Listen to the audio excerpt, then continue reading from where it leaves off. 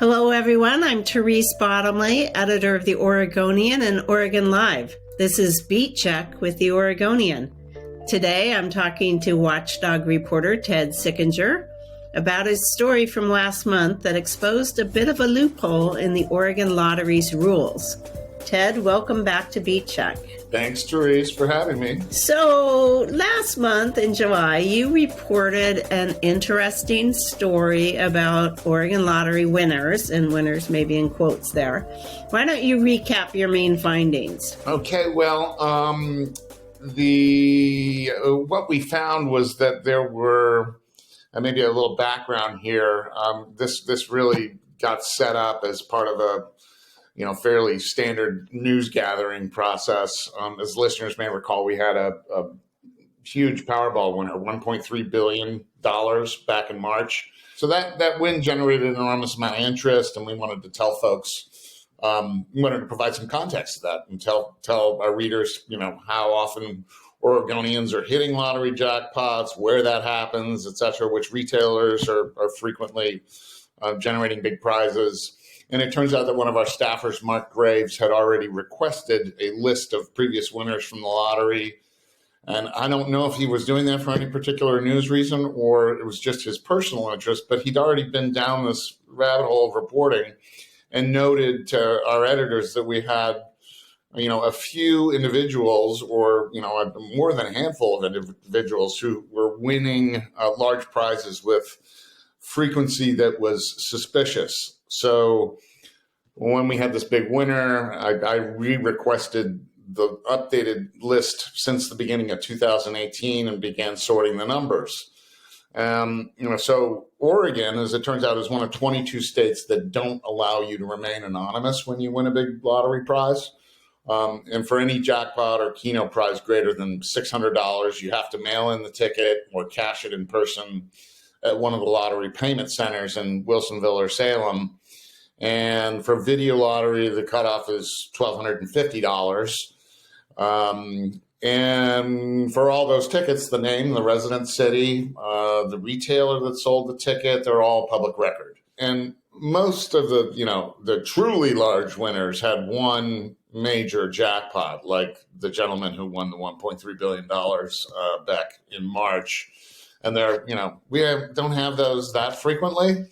But as it turns out, there were multiple individuals when you sorted this list who had cashed in hundreds and even thousands of big winning tickets over this 6-year period of time that we were looking at. And some were collecting millions of dollars in prizes. That's also been the case in a variety of other states, and academics, statisticians have even written scholarly papers about this phenomenon and determined that, given the odds of winning these games, this is statistically impossible. So in any case, I didn't know this at the time, but I'd racked and stacked this list of winners in a variety of ways and pretty quickly just went back to the lottery and said, hey, what's the deal here? We've got all these characters with thousands of winning tickets. They're winning millions of dollars a year in some cases. How is that possible? They were quite straightforward about it. Most of those folks are discounters. They're individuals who are buying winning lottery tickets from players at a significant discount to the prize value, and then they cash them in for the prize value, and they take the difference as profit. So let's say you have a winning Keno ticket for $1,000.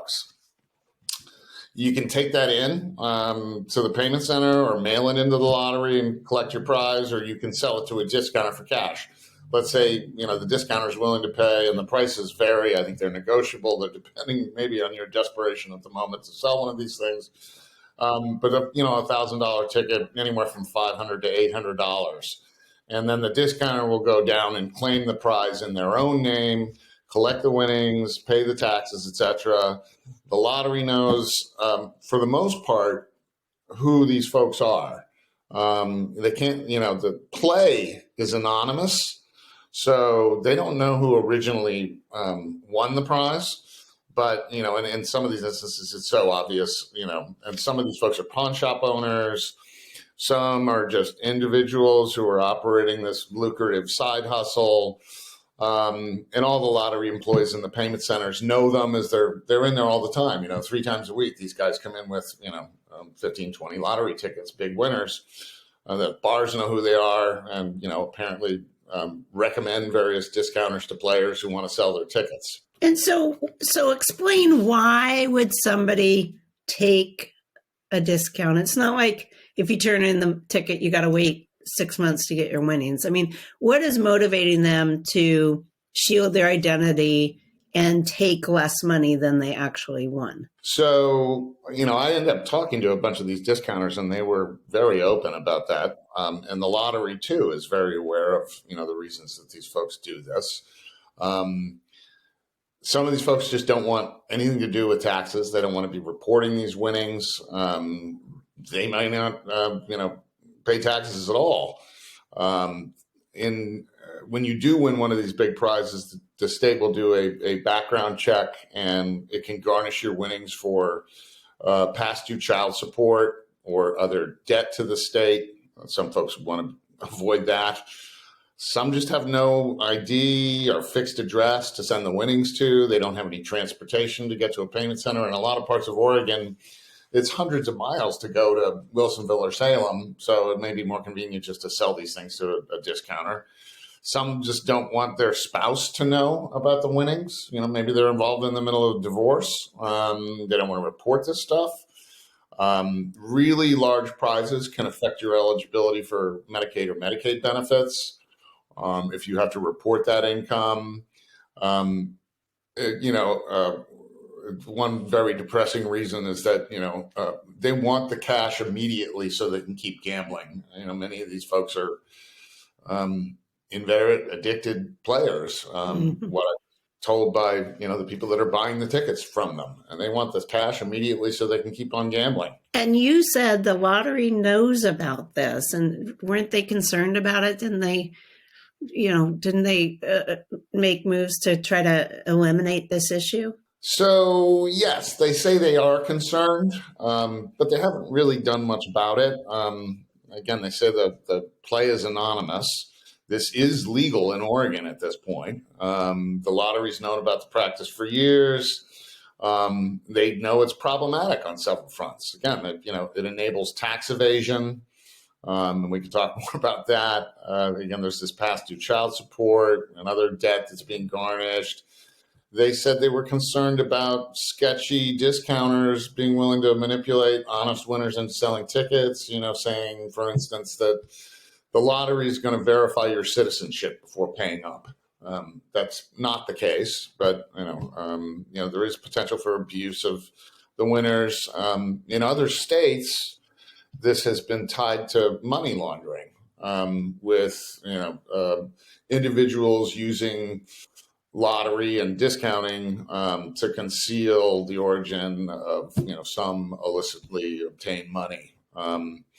But to some extent, the lottery's thrown up its hands about the problem. I quoted Matt Shelby, a spokesman for the agency, in the story, saying, we don't love this, but we don't even like it. But what do we do to curb this? They have taken one step. In other states, this practice has involved retailers, lottery retailers, where people will be coming back to the retailer where they either bought or just a random retailer and saying, "Hey, can you buy this back from me?" And the retailer will end up purchasing it and either claiming it themselves or sending a runner to the payment center and doing that. So the state has passed rules that forbid retailers from discounting. And that's kind of hard to enforce in its own right, because it's, you don't know immediately, the folks coming in, unless it's a frequent flyer down there at these payment centers, whether or not, some random individual is even connected or employed with a retailer. They know who the owners are and could check that fairly easily. But again, it's not hard to get around that prohibition. So go back to the tax part. The state, when you cash a lottery ticket, the state takes out some taxes at the jump, right? You don't get the full amount. But how does this help somebody evade taxes? So let's just say, so, when anyone claims a prize, excuse me, of $600 or more, the lottery issues what's called a W-2G for tax purposes. And for winners of more than $1,500, the state automatically withholds 8% in state income taxes. If you win more than $5,000, it withholds that 8% plus 24% in federal taxes. So let's say I have a $10,000 winning Keno ticket. If I present that to a payment center myself, the state's automatically going to withhold the 8%, the 24%, so 32% or $3,200 in taxes from that ticket. So I'm going to bring home my $6,800 in cash. And it turns out I may owe more than that when I file my taxes, depending on my income and my tax bracket, et cetera. If instead I decide, okay, I want to sell that to a discounter for 65 cents on the dollar, I'll get $6,500 in cash anonymously and immediately. No one checks if I owe child support or other debt. My spouse doesn't know. There's no impact on my reported earnings for the year. Then the person who buys that from me, the discounter, takes that to Salem. They receive the same $6,800 payout, but the individuals that I talked to told me that when it comes time to do their taxes, they also claim a tax deduction for the purchase price of the ticket. They actually collect documentation at that point and, have folks say, here's the prize, here's the number, here's the, sign this little sheet of paper. So they claim a tax deduction for the purchase price of the ticket. And then that example that we were talking about, so instead of Oregon taxing 8% of that $10,000, I'm receiving $800 in tax revenue on the ticket. The state's only taxing the $300 difference between the $6,800 that it pays out and the purchase price. So, it would generate far lesser tax revenue. Interesting. So by the rules as they are written, the discounters are doing nothing illegal or wrong, and the original winners are doing nothing that is against the current rules. Yeah, that's pretty much how it stacks up at the moment. And to be clear, the original winners won fair and square, right? I mean, people are concerned about the integrity of lottery games. So nobody's cheating to win here. No, this is all, above board. Again, you've got people pumping thousands and thousands of dollars into these machines all the time. And, they do eventually pump out some pretty big winnings as well. They're all legitimate.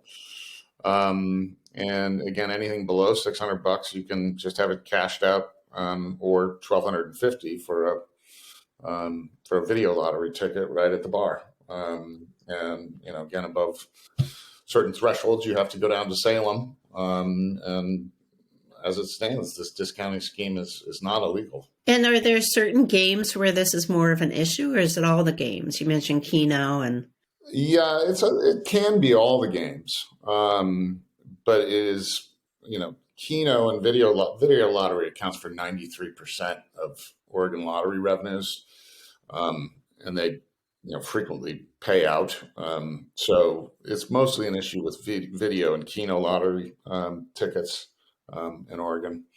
And, when you sort of calculate the odds, it's very difficult to say, compare these to some of the academic studies, because this Keno and video lottery have such complicated odd schemes. Mm-hmm. But the academics I spoke to that were quite clear. This is statistically, it cannot happen. You would not end up with, this frequent a winner. So once you had the list and you had these names, I mean, how did you track these guys down and get them to talk to you and share the system? Well, that was pretty simple reporting, really. Their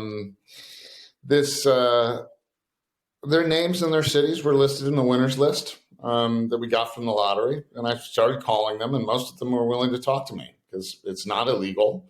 And they just see it as a business opportunity that they'll take advantage of as long as they're able to.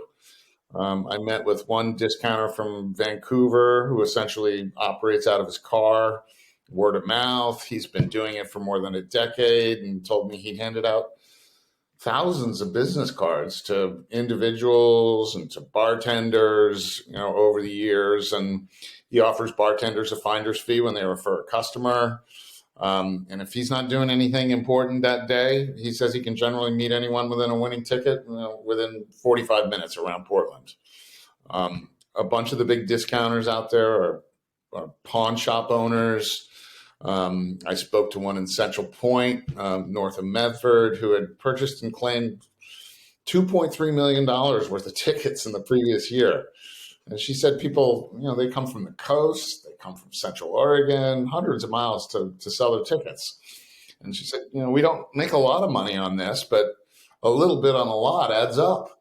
And again, they were all pretty straightforward. What's the problem?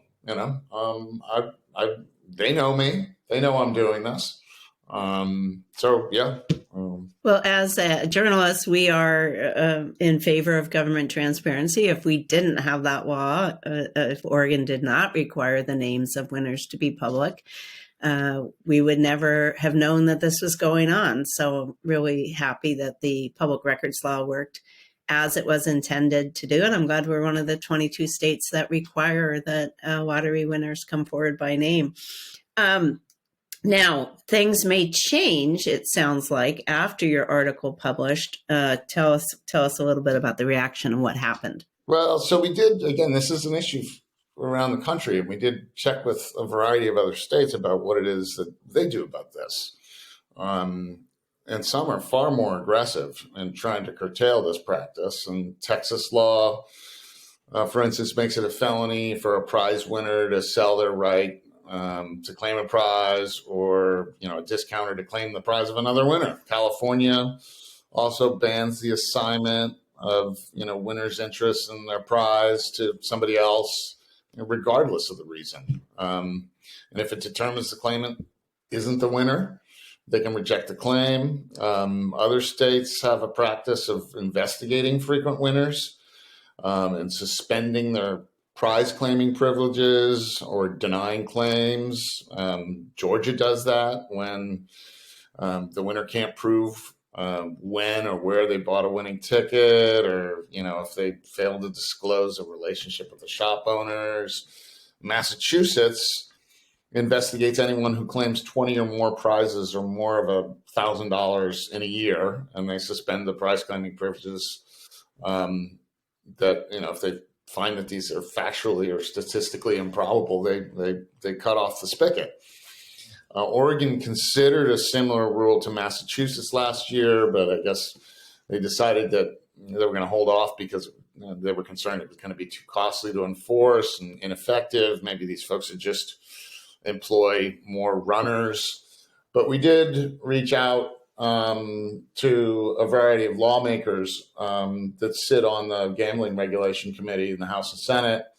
And they universally said, we were completely unaware that this was the case. And, we need to stop this.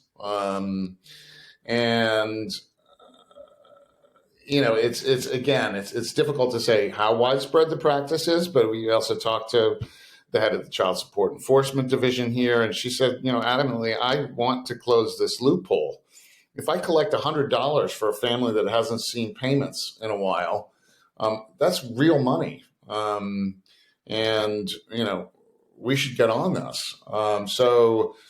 Again, the governor's office, and from the governor's office to, legislative leaders told us that they wanted to take this up during legislative days in September. They couldn't move anything till next year, but they want to consider how to shut this loophole. Really terrific reporting, and we'll keep an eye on the next session of the legislature, which starts in early 2025, and see whether lawmakers are able to be successful at closing this loophole exposed by exclusive reporting from the Oregonian Oregon Live's Watchdog team. With that, we'll call it a wrap. Thanks so much for listening to Beat Check with the Oregonian. If you like this show, give us a 5-star rating and review in Apple Podcasts. It really helps people find the show. Tell a friend, help spread the word. The best way to support our journalism and stories like this one is with a subscription to Oregon Live. You can do that at OregonLive.com/pod support. Until next time,